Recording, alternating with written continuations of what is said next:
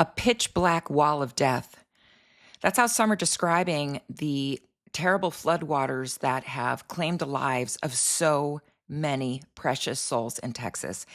And I had to do a video about this because the tragedy that's going on there, if you're not familiar with what's going on and you haven't had a chance to catch up in what's going on there, I needed to do a video about it. Number one, the tragedy, horrific. Number two, the power of prayer.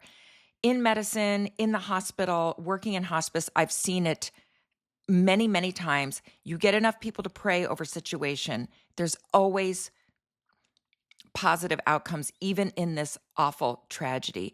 And for those that are still missing, the power of prayer could even help them. So I just thought it was really good to shine a light on what was going and what is going on in Texas. So yeah, the pitch black wall of death. Imagine this flood water raging through.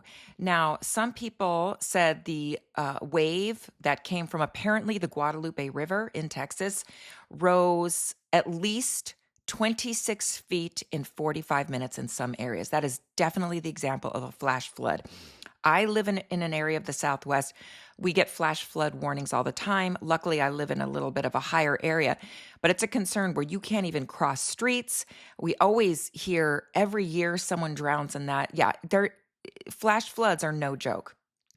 So apparently it just happened overnight, and that's why it caught so many of these young people off guard.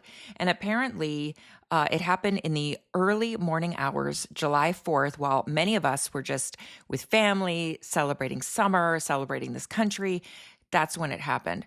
So there's some of the victims, young children, vacationers, campers, young adults. It's just really horrific. So flash floods, and that's the takeaway too. If any of us know, if you see a sign, don't cross this road because of a flash flood, don't cross the road with your car.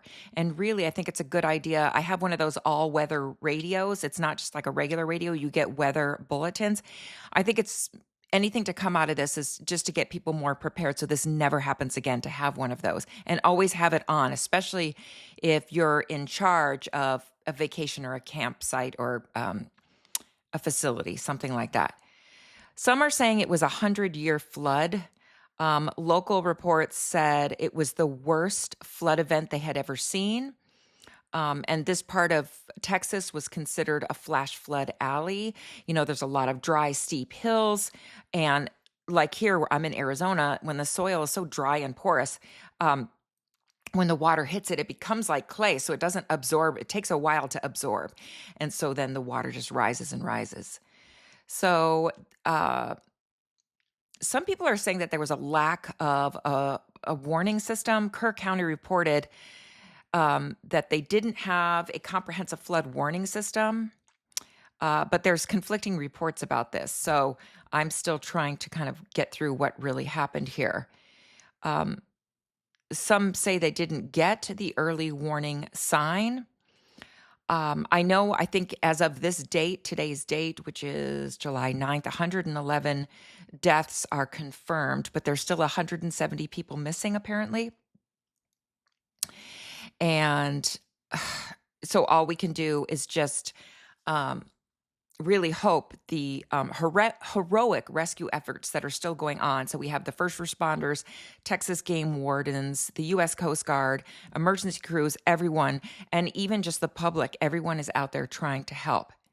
And what helps is positive input online, because I know there's a lot of crazy stuff going on the internet right now. And it's like, it's not time for that. It's just time to like, what can we do to help? And apparently, the sheer scale of debris in that area, and in some areas, the water levels are still high, so they can't search everywhere yet. It's just a complete and total disaster. So community support through, there's some local relief funds going on, Red Cross, et cetera. But I kind of think that if there's local churches in the area, that's probably a great place to start.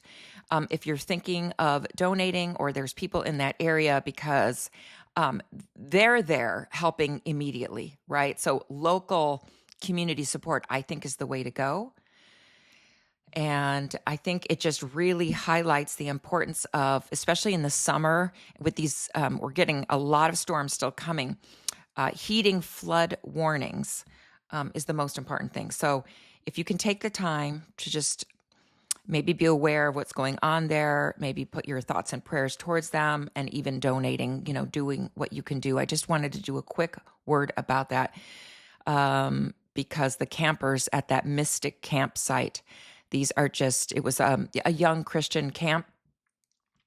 And people, by the way, of all walks of life attended that camp. This is just a tragedy. I cannot imagine, the loss of a child. I can't even imagine. So what these families are going through. So that was just a thought about that. Thanks for being here.